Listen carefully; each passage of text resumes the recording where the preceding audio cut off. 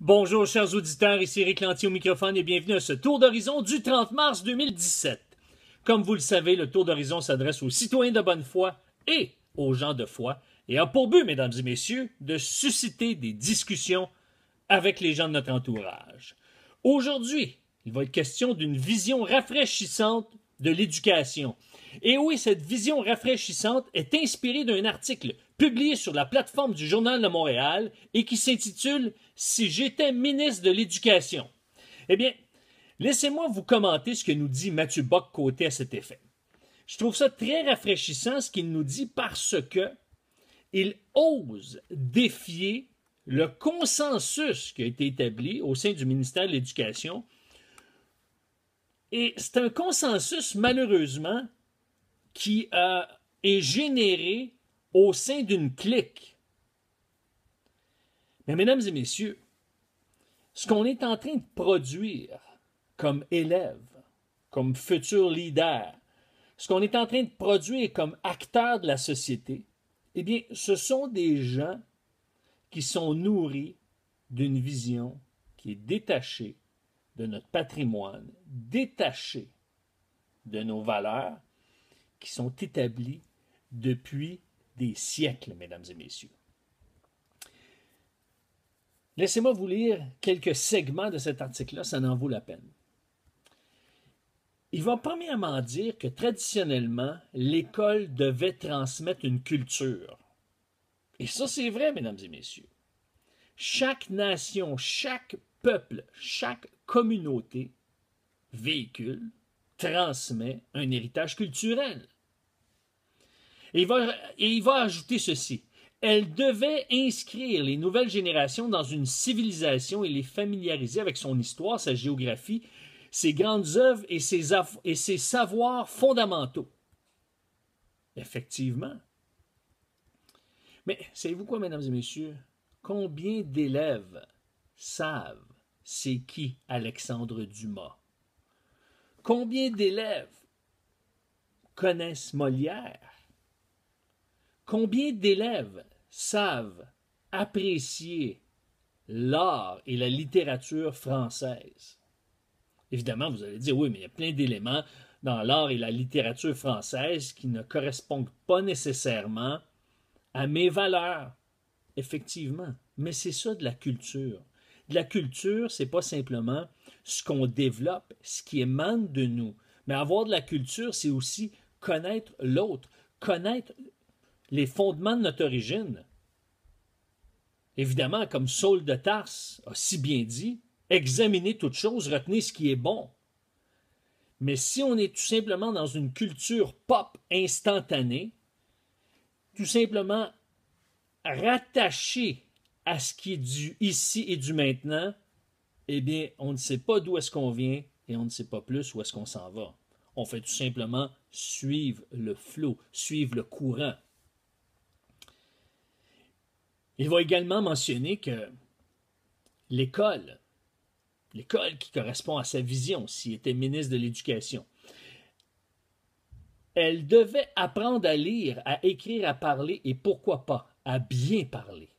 Elle devait donner au jeune esprit le goût de la culture et du silence méditatif. Je le répète, elle devait donner aux jeunes esprits le goût de la culture et du silence méditatif. C'est intéressant, mesdames et messieurs. Oui, oui, c'est intéressant. Vous allez dire, c'est quoi ça, le silence méditatif? Mais c'est d'apprendre à se recueillir, apprendre à développer une saine intériorité, apprendre à s'arrêter, à réfléchir, à méditer, à converser à l'intérieur de soi-même. Écoutez, c'est incroyable. À quelques reprises durant l'année, je vais avec mon épouse dans ce qu'on appelle des bains finlandais ou des bains scandinaves. Où est-ce qu'on va, par exemple, dans un bain chaud, dans un sauna. Ensuite, on s'en va dans un bain d'eau glacée, surtout moi, là. Et après, on s'en va dans un air de détente. Dans une aire de détente. Ce qui arrive, c'est que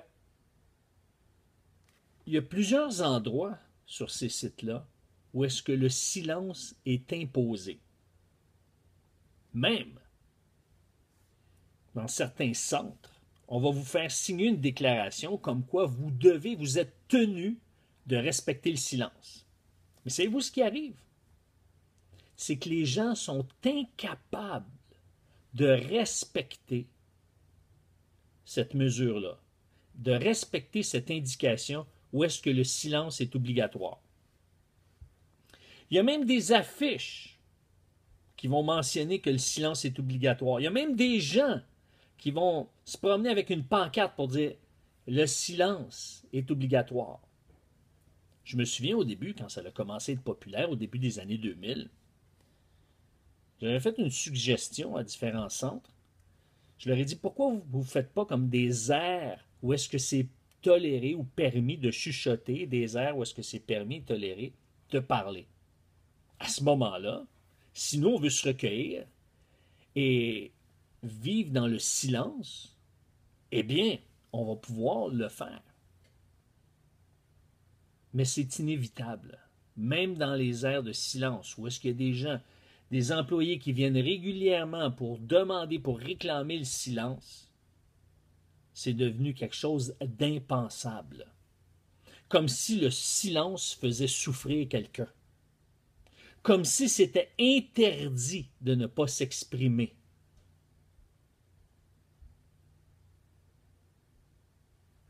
Mais ce que je trouve intéressant, c'est qu'il ne va pas simplement lancer une philosophie. Non, Mathieu Bock-Côté est beaucoup plus pragmatique que ça.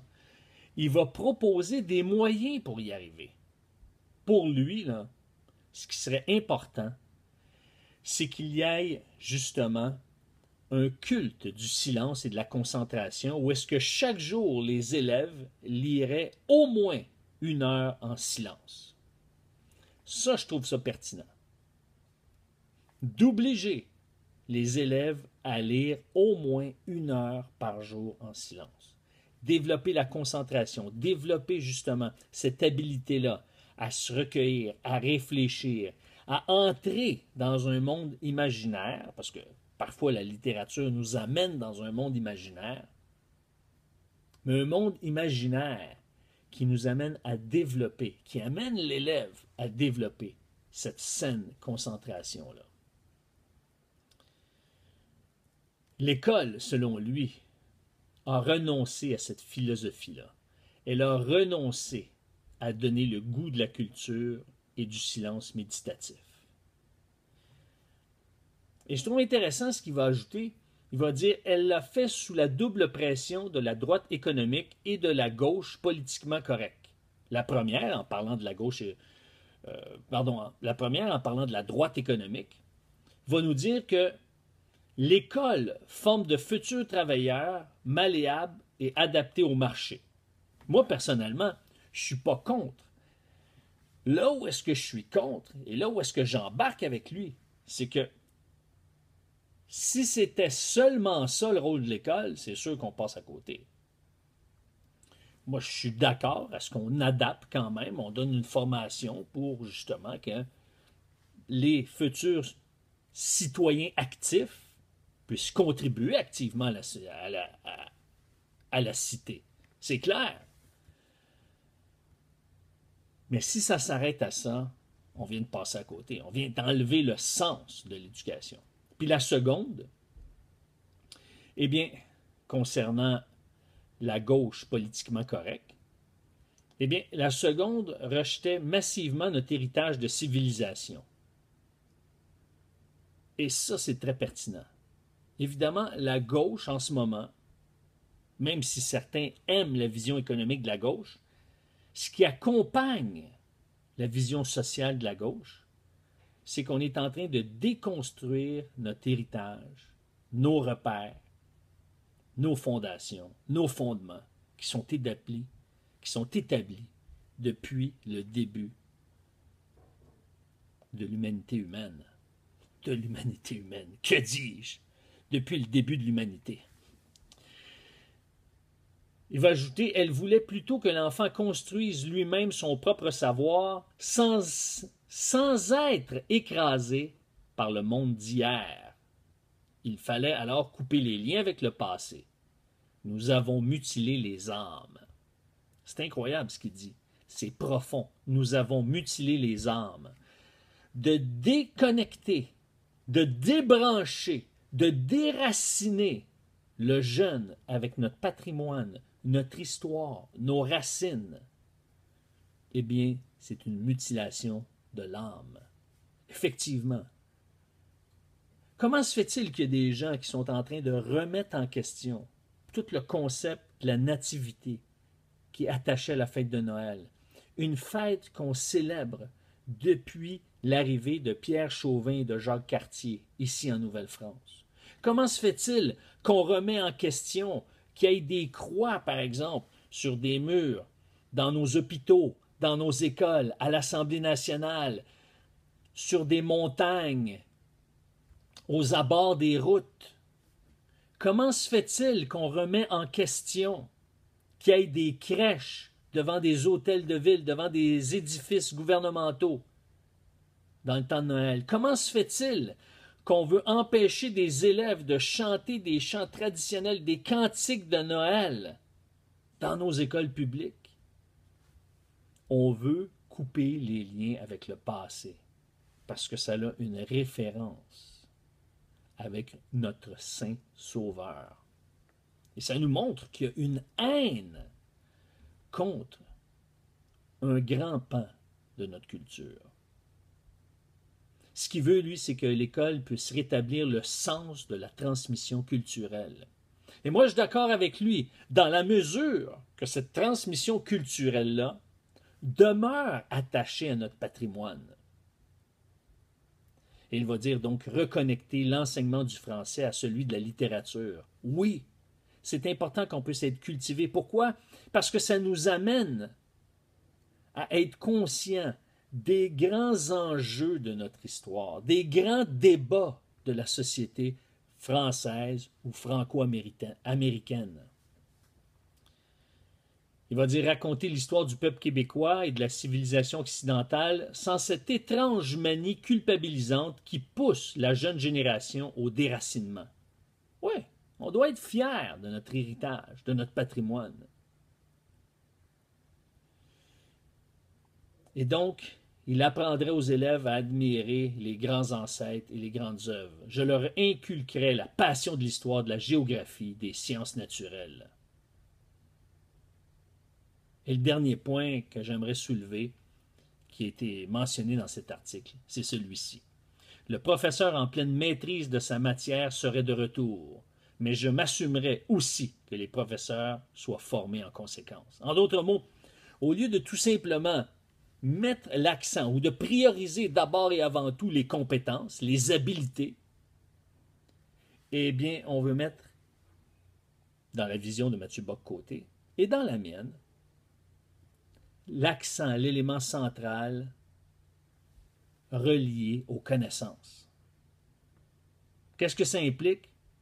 Eh bien, pour ma part, ça implique la mémorisation. Ça implique les dictées. Ça implique justement de creuser, d'étudier, d'apprendre, d'écouter, de questionner, de lire. Et pas simplement savoir comment aller chercher l'information dans un livre ou sur la toile. Oui, c'est important que les élèves développent des compétences. Ils ne doivent pas simplement être nourris au niveau intellectuel, au niveau rationnel, au niveau cognitif. Mais plus qu'un enfant est jeune, plus qu'il est une éponge et qu'il peut absorber de l'information. Et cette information-là, au cours de son développement, va créer des liens significatifs. Et ça, c'est important. Moi, j'irais plus loin que Mathieu Bock-Côté. Je ramènerais le calcul mental. J'interdirais aux primaires l'usage de la calculatrice. Écoutez, vous allez dire, oui, mais c'est un retour en arrière, c'est un recul. Non. Pourquoi remettre en question des fondements qui nous ont façonnés et qui nous ont été utiles pendant des siècles. Vous allez dire, oui, mais les temps ont changé. Est-ce qu'ils ont changé pour le mieux? Et ça, c'est une bonne question à se poser, mesdames et messieurs. Et c'est une question que vous pouvez répondre sur ericlantier.net. Mais selon vous, j'aimerais vous lire. Quelle est votre vision de l'éducation? Alors, je vous invite à répondre sur la plateforme ericlantier.net. Et si jamais le cœur vous en dit de réécouter l'émission d'aujourd'hui, eh bien, je vous invite à la même adresse, c'est ericlantier.net. Alors, mesdames et messieurs, puisque le temps file, je vous dis à demain.